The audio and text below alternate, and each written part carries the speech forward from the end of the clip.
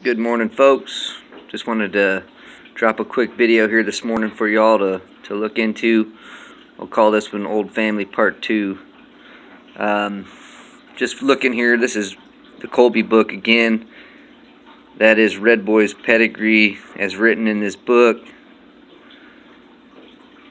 We're also going to hit on Jeep real quick. There's Jeep pedigree right there as well. Okay, I want to show you guys something here. You may not have considered, but look at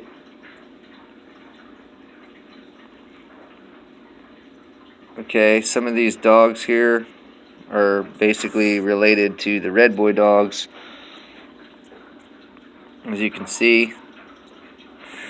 Now, last night in the chat there for APBT Performance Canine Athletes, he was asking some questions and we were trying to answer it and come up with our answers. Learned something new. I didn't realize that Chinaman was 3.5 or 4 years old when he started his career. That's a great keynote there that you made on that video or that chat, that people should consider that dogs need to be grown up and mature in the best they can to have the best possible chances and outcome at whatever activity they're doing. Okay, so basically he was talking about Red Boy. So try to get this where y'all can see it here. There's Red Boy's pedigree on this database here, and as you can see, he's pretty heavy bred. Okay, basically you've got Teal's Jeff bred to Frank's Sugar, which this goes back to some important blood, and I'm going to drop a couple comments with some links to articles that I've read over time by really important individuals. These folks put in time and dedication and research, and it shows in their articles. But again, like I was saying here, we're going to look at the breeding structure here. Basically, you've got Teal's Jeff bred to Frank Sugar to produce McLeod Suzy Q Gal. Okay, then they bred that pup back to Teal's Jeff, her sire, obviously when she was of age. So consider that breeding structure. Everything here on this top side is also down here on this top side. So that's basically a real heavy breeding, okay? Now, we're going to go in to look at Jeff's pedigree here. Jeff is the sire of Red Boy. One of the questions Canine Athletes was having us all try to answer was, who are the siblings of Red Boy? In order for me to find that, the correct way, the easiest way, is to go back to the sire and then click on the offspring, because you're going to get many different pedigrees off of different dogs. And as you can see here, Mr. Red Boy, Bastramp Red Boy, has 1, 2, 3 pedigrees on here, okay? So all of these are different. They have little different pictures and notes and stuff like this on it. But we're going to go over here and look at, there's the sire, Teal's Jeff, okay? Now, Red Boy was out of McLeod Suzy Q Gal. So it looks like there is 1, 2, 3, 4, 5 offspring off of Jeff out of McLeod Suzy Q Gal. One of them at the bottom there, which is Red Boy with a red 2-time winner Rom. And then Teal's Mike. So Teal's Mike's going to be probably one of his litter mates. Okay. Then we're going to go up here and look at these two. We got 2 at the top there and then one down. It looks like Ford's Blaze also would be a litter mate to Bastramp Red Boy. And then the other 2 were obviously Red Boy up there. So, okay, so his litter mates, it looks like, was Ford's Blaze. We're going to go, oops, sorry, let me see here. See if we can look at Ford's Blaze real quick. See if there's any kind of offspring off of that.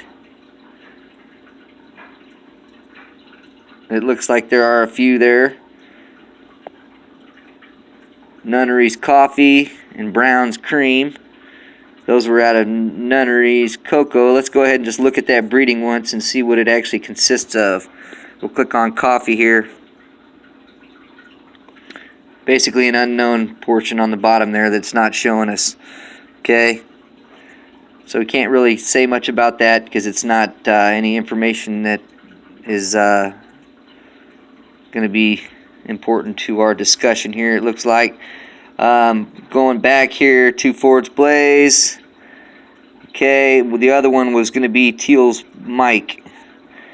Okay, now Mr. Lapose and Mr. Teal were supposedly good friends.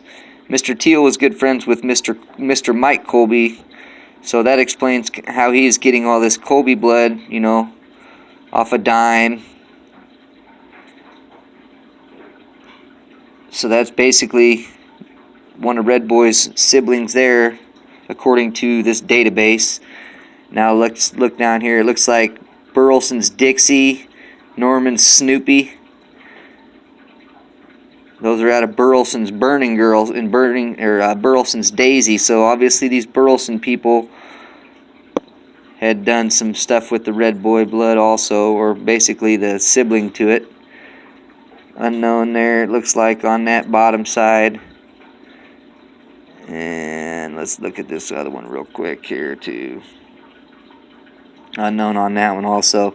So can't really go anywhere with that, you know, bit of info here. But we're going back to the pedigree here. Now we're going to look at, obviously Red Boy had some half brothers and sisters, you know, out of some, you know, certain bitches here.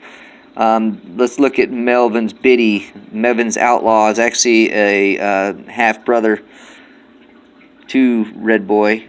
So we're going to go look at, obviously, Medlin's Outlaw is a well-known dog and bloodline. Okay, basically took Medlin's Biddy, which was off of Medlin's Reb and Burleson, out of Burleson's Lady. This stuff's going back to, look at here, some old Hemp Hill blood, some Ferris blood. It's all old family red nose, more or less.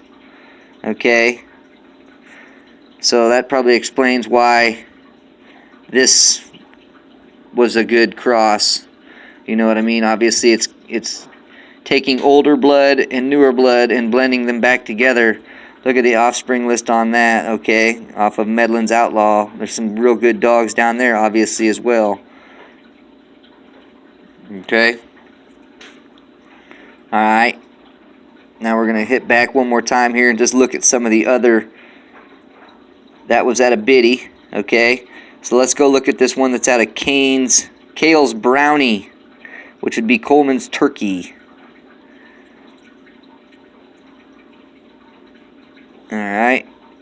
That's basically the same thing again as the Biddy blood, it looks like to me. The pedigree's got the same dogs in it. So maybe Brownie was litter mates to Biddy. Let's see here.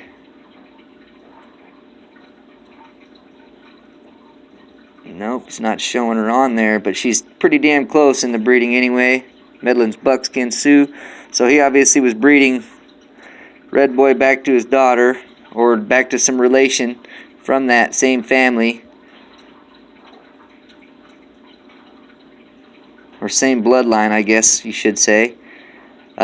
Mixed in with the Colby blood there, the dime. Here's another one down here. Let's see what this one. Oh, looks like this one's out of a Dot's Booger. Let's go look at Dot's Booger. And there's actually a sibling to Medlin's Outlaw here, Medlin's Danzy. Okay, alright, but let's look at this Dot's Booger breeding and see what that brought to the table here. Yeah, a little bit more unknown stuff. Okay.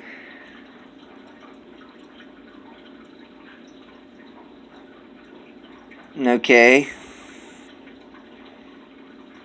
And it looks like, here, let's go look at this one here. This is the one that was actually bred to Red Boy, his daughter, that produced, or I'm sorry, Teal's Jeff produced out of his daughter, Susie Q Gal. This Frank's Booger Blood, or Frank Sugar Blood, goes back to Smith's Bucky, Coons Jack. These are some important dogs that you're going to learn about in this article that I'm going to drop in the comments here for you guys. But let's just go back here, okay? Those are the offspring of Teal's Jeff, again. That's Red Boy's sire. So you can go look through those. And there's Red Boy again himself. Now let's look at this, okay? So now consider, there's Jeff, there's Jeff. Teal's Lou is up here. That's going to be your out. Frank Sugar is going to be your other out. Basically going back to a lot of the old same blood via different breeders. Okay, so let's go look at Lou here. See how Lou's bred. Because she's heavy in Red Boy's pedigree, right? Alright, now look here. We've got Colby blood. We've got Neblet's blood, which is basically old McCoy blood mixed with Colby blood again. And then you've got Trice's blood up here. Okay, all this Trice's blood. Look for key dogs in that Trice's Ann. You've got Ann here and you've got Ann back here. So that's another breeding. She's a key bitch in that breeding. Trice's Ann to Bo. 2 looks like back here. Okay, so Ann to Bo 2 is up here. Joe is here. And then Joe is back here. See? Teal's Joe. Okay, that's another breeding of a daughter back to her sire here. Okay? See that? Teal's Joe, Shavar's Belle, Leposi's Ida Red, Teal's Joe. Okay, so you bred Joe to Ida Red to get Belle, and then you bred that back to Joe. So let's go look at Joe. Joe's real heavy, obviously, in the Red Boy pedigree also, correct? Try to get this where you guys can see it here, you know, the best I can. Okay, alright. So there's Teal's Joe, alright? Now you consider that he's heavy in Red Boy's pedigree, and then also Jeff is heavy. So they're breeding real heavy in this bloodline. Okay, so look at here what we've got in the makeup. Trice blood. Okay, basically goes back to some old Tudor, some old Corcoran blood via Corcoran and McCoy. Cochran, however you want to say it. I say Corcoran because there's an R in front of the C there. See what I'm saying? Okay. And then you got more Tudor blood, more Corcoran blood, McCoy blood. Alright? So that's real heavy, and that's red nose blood, right? So red nose bred back into some fresh dime blood produces your Red Boy here. Now take into consideration what I showed you guys the other day on the other part 1 of this video, Old Family, and consider that you know, the red nose dogs obviously came from heavy bred Colby dogs in turn, and then later on became refined and bred red nose to red nose to become these red nose dogs. You know what I'm saying? So, but now look at all that and consider all that. Okay, that's Red Boy's pedigree, right? Now let's go look at Jeep's real quick. Jeep's got a lot of the same stuff. You're going to see a lot of the same names in here. Leposes, Colby's. The difference you're going to find here is the Eli blood via Boudreaux and the Rascal blood down here. Okay. Now consider that supposedly all this Carver blood back here goes back to Daibo and Black Widow. Now that's supposedly they weren't actually red-nosed dogs, but they carried the red-nosed blood, if you read into it and look into it. So it's more or less red-nosed stuff down here. Eli is black dogs, but they seem to have red dogs pop out once in a while also. And then you got your Leposi's blood up here. Basically goes back to the same stuff that Red Boy's out of, if you're looking. So Leposi's Dot. Let's look at her. And there's your roots to the past, folks. Look at that. That's a black dog out of that same red nose bloodlines. Okay. See that? Lepose, female, black. She's blacker than midnight right there. So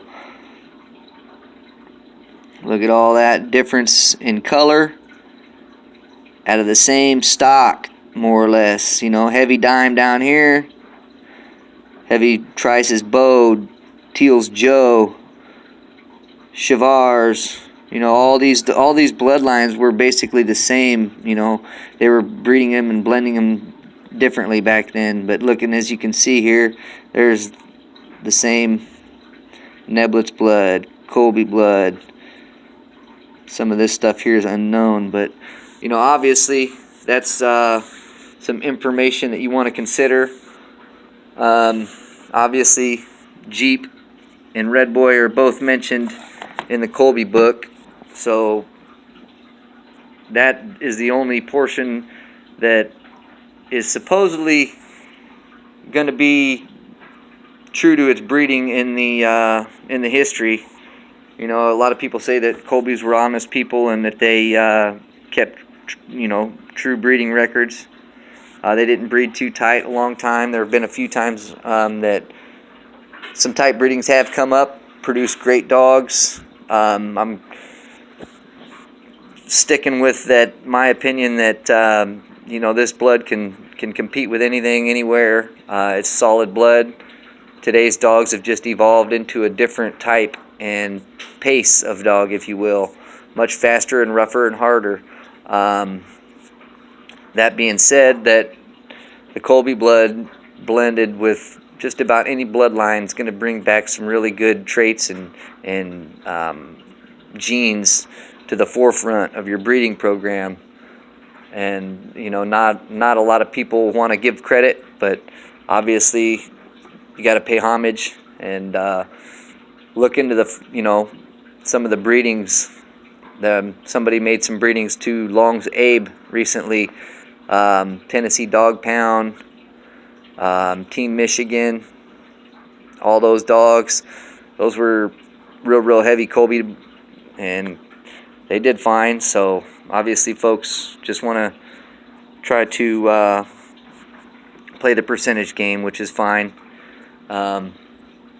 Anyhow, that was my little breakdown on the Red Boy pedigree. Obviously, if you can look into that stuff and read into it, hopefully you'll have a little bit more information. I'm going to drop a link to SFK's article in my comments. Go down there and check it out.